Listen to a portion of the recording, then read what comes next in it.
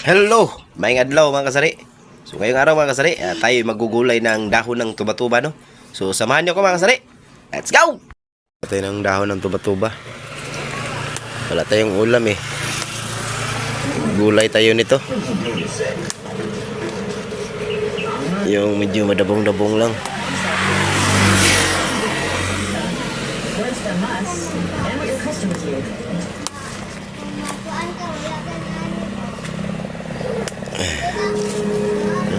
Gugulayin natin mga kasari.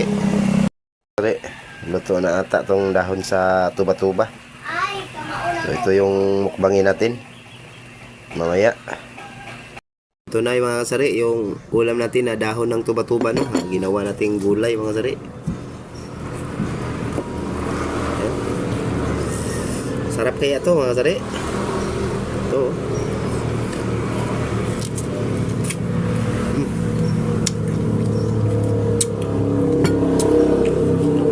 Kulang ng asin.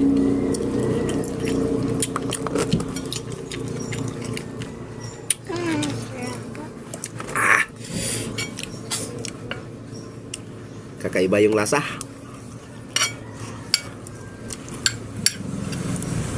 Mas masarap pa yung press na galing sa puno.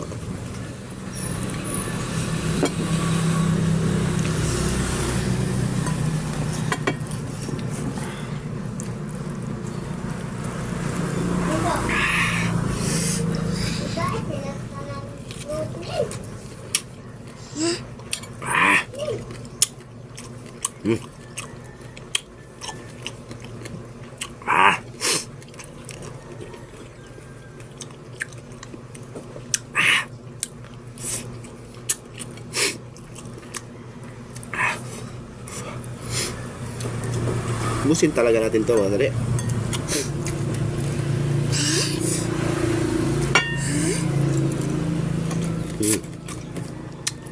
Mm.